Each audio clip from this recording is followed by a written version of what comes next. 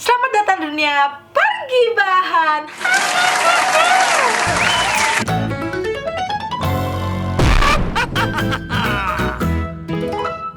Hai Gibi, lagi dengan Ratu Gibah. Aduh, Tuhan. Ini kenapa kita ya topik tuh kalau nggak pelecehan seksual pembunuhan, sekarang itu bergabung. Dilecehkan, abis itu dibunuh. Yang beritanya seperti ini. Jadi lagi dan lagi oknum polisi diketahui melakukan pelecehan seksual dan pembunuhan. Tapi kali ini bukan hanya pada satu korban, tapi dua korban. Satu usia 21 tahun dan satu lagi umur 13 tahun. Yang ceritanya seperti ini.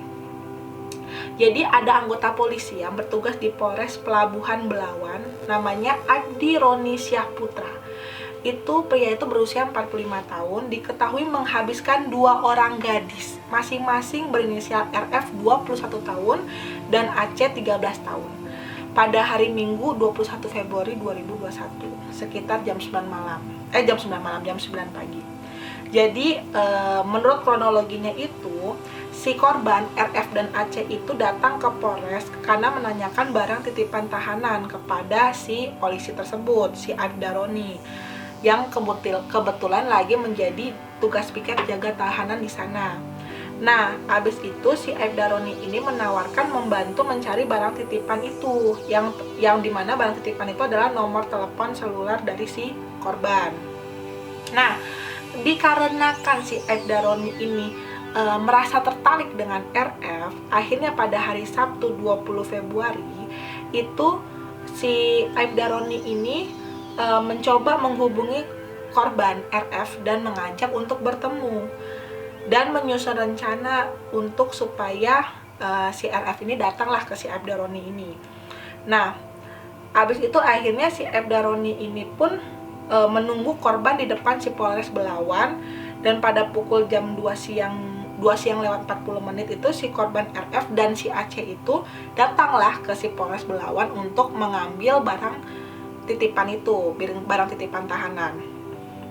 Nah, habis itu Aibda Roni itu nyuruh kedua korban ini untuk masuk ke dalam mobil. Jadi nggak ketemu masuk ke dalam Polres, tapi diajak masuk ke mobil. Si RF sempat curiga, dia bilang begini, mau kemana Pak? Tadi mau mengambil titipan handphone dan uang kan di ATM. Terus habis itu dibilangin katanya kita mau ke Jalan Haji karena ada di situ barangnya, Jalan Haji Anif Deli Serdang. Akhirnya si kedua korban itu duduk di bangku tengah. Nah, di tengah perjalanan si pelaku itu minta si RF pindah tempat duduk di sampingnya dengan alasan biar enak berbicara. Habis itu korban nurutin. Terus habis itu di dalam situ si pelaku sudah tidak sanggup menahan gejolak dan hawa nafsu. Akhirnya mulailah ada sedikit menggrepe-grepe di dalam mobil itu, dan si RF ini mengamuk, dia menolak ketika digrepe-grepe ini. Habis itu si oknum ini, si pelaku ini langsung ngomong begini, diam saja kau, biar aku urus perkaramu, jadi relakanlah aku pegang-pegang gitu kan. Akhirnya si RF ini ngomong, lebih baik nggak usah aku ambil kalau misalnya aku memang digrepe-grepe sama bapak. Dan ketika kejadian di mobil itu korban satu lagi, si Aceh yang masih umur 13 tahun itu berteriak ngebentak pelaku gitu kan. Karena berteriak dan mencoba membantu si RF, akhirnya si pelaku ini tuh mendorong si Aceh yang berusia 13 tahun ke jendela mobil dan membentur kepalanya. Akhirnya si Aceh itu nggak tahu sih di sini pingsan atau enggak, pokoknya jadinya tuh dia kebentur kepalanya ke jendela dan dia mengalami lemas karena mungkin sakit kali ya, kepala kebentur gitu. Setelah itu si oknum ini mengambil tangan si korban si RF dan memborgol si korban RF ini. Kebetulan di mobilnya itu tuh ada borgol dan diborgol lah si RF ini. Setelah diborgol itu, dibawalah si RF itu sama si Aceh ke sebuah hotel gitu kan, hotel Alam Indah katanya di Simpang Selayan. Nah, di sana itu si pelaku pengen memperkosa si RF karena kan dia sukanya sama si RF yang berusia 21 tahun ini. Pas ketika mau diperkosa, ternyata si RF itu lagi datang bulan. Akhirnya nggak jadi dong diperkosa karena lagi haid. Cuman karena nafsunya itu sudah sangat menggelora, akhirnya dia melampiaskan kepada Aceh yang masih berusia 13 tahun. Setelah sudah menuntaskan dengan Aceh, dibawalah korban tersebut ke rumahnya. Jadi habis dari hotel dia dibawalah ke rumahnya si RF sama si Aceh ini sama si oknum ini. Setelah dibawa ke rumahnya, kebetulan di dalam rumahnya tuh ada istrinya. Terus si pelaku ngomong begini, jangan berbuat aneh-aneh, jangan berteriak, jangan protes. Pokoknya kalau kau macam-macam, kau pun juga akan aku bunuh ya kalau nggak salah. Masih dia bilang, bentar ya. Katanya kalau misalnya membunuh istrinya, bener kan? Jadi kalau misalnya istrinya macam-macam, nanti kamu akan aku bunuh. Jadi pokoknya diam, biarkan saja dua korban itu di rumahnya si pelaku ini. Jadi RF sama Aceh itu dikurung di kamarnya si pelaku ini dengan kondisi ada istrinya si pelaku di dalam rumah. Setelah itu pelaku ini dinas tuh, kerja dulu dia. Jadi dinasnya itu sekitar 12 jam lah ditinggal si korban ini di rumahnya si pelaku. Setelah itu baliklah setelah dinas itu hari Minggu 21 Februari jam 7 pagi. Pas lagi dia buka kamar itu, ternyata kondisi kedua korban itu sudah lemas. Mungkin belum dikasih makan atau apa, karena kan si istrinya pun juga nggak berani untuk masuk ke dalam kamar, karena kalau dia ngapa-ngapain nanti dia dibunuh sama suaminya. Nah, ngelihat keadaan makin lemas dan dia takut kondisi makin bahaya atau gimana, akhirnya si pelaku memutuskan untuk membunuh RF dan Aceh dengan cara menutup hidung mereka dengan bantal. Jadi yang pertama kali dibunuh adalah RF, baru kemudian Aceh. Setelah dibunuh, RF sama Aceh itu dipisahkan gitu. Jadi RF dibuang di mana, Aceh dibuang di mana. Dan akhirnya ketemulah kedua korban ini dengan keadaan tidak bernyawa. Begitulah kronologinya. Apa ya komentar dari para Ghibli terkait kasus yang lagi-lagi seorang polisi, dan kali ini bukan hanya memerkosa tapi juga membunuh. Dari Rina Christian, fungsi istri buat apa kalau masih pengen nyantak sama orang? Nafsu ya lampiasin sama istri. Kebayang nggak anak 13 tahun diruda paksa? Astagfirullah, kejahatan manusia zaman sekarang emang udah lebih dari binatang ya. Iyalah, lu nggak jadi sama umur 21 tahun, masa lu maksain sama anak umur 13 tahun? Gila, kadang-kadang orang bernafsu itu nggak pakai akal waras ya.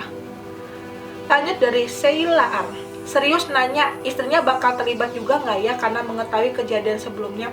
Masa diem aja? Seenggaknya aku kalau jadi istrinya bakal lapor ke RT, RW, sampai polisi kalau tahu suaminya bakal orang lain masuk rumah, apalagi keadaannya di borgol gitu.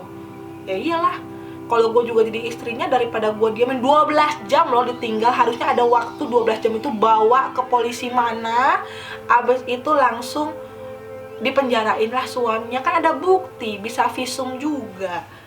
Aduh, kadang-kadang nih tidak semua sebuah keluarga itu suami takut istri ya, istri bisa juga takut sama suami. Padahal kan dalam hubungan rumah tangga seharusnya itu suami sama istri harus sama derajatnya. Ya memang kita harus menghormati suami, tapi istri pun memiliki peran dan tanggung jawab dan fungsi yang harusnya setara sama suami. Menurut aku ya, walaupun aku belum berumah tangga, kode. Oke, lanjut dari Cut Gadins TK. Kenapa nggak sewa lonte aja pak, pakai bunuh anak orang segala? Bener lah, kalau lu punya duit bisa nyewa kokatan, mending lu nyewa lonte daripada lu nyewa lu perkosa anak orang. Tapi kadang-kadang orang juga mikir daripada bayar mending yang gratis gitu ya, mungkin ya. Oke, lanjut dari Vera Mer. Bingung istrinya kenapa nggak nolongin, seenggaknya kasih minum dan makan gitu, kasian kan. Kalau takut sama suaminya lapor polisi lah, suami melenceng gitu diam aja, aneh. Bener sih, cuman karena ketika kasus ini terjadi masih penyelidikan, aku nggak bisa komentar macam-macam ya. Mungkin istrinya punya tekanan batin sama suaminya atau trauma sampai dia tidak bisa berpikir untuk mau menolong dua korban itu, kita kan nggak tahu karena kan psikis orang beda-beda ya. Lanjut dari Dita Talia. Ini komentar terakhir ya. Gua ditelepon sama keluarga tersangka yang ibu-ibu atau masih muda, bisa gue bikin peperangan sengit. Apalagi nih bawa perempuan 2 orang pula disekep. Duh ibu, bodohnya pikiranmu memberikan perlindungan untuk laki-laki mata itilan. Piket itu lama loh, lebih dari 12 jam. Apa nuraninya udah soak ya ibu-ibu, kata dia gitu. Ini juga tadi sama kayak komentar aku sih. 12 jam loh ditinggal, kenapa nggak dibantu gitu loh. 12 jam itu kan waktu yang cukup lama ya, bukan 1 atau 2 jam. Jadi bisa dibawa kabur lah 2 korban itu daripada dibiarin nggak dikasih makan atau minum. Cuman kan sekali lagi aku bilang, psikisnya istrinya kan kita nggak tahu. Mungkin dia ada traumatik sendiri sama suaminya sehingga dia tidak bisa berpikir sampai jauh ke depan. Oke lah, semoga korban itu bisa dijerat hukuman sebesar-besarnya sesuai dengan apa yang dia lakukan, dan keluarga korban yang ditinggalkan turut berduka cita. Semoga korban diterima di sisi Tuhan. Dan sekali lagi aku mau ngomong, ini hanya salah satu pelaku, bukan terkait dengan profesinya ya. Jadi jangan menyamaratakan semua polisi akan bersikap seperti itu. Oke, sekian komentar aku di komentar para Gibi dan di konten ini. Jangan lupa like, comment, share, serta subscribe. Sampai jumpa di konten berikutnya. Bye-bye Gibi.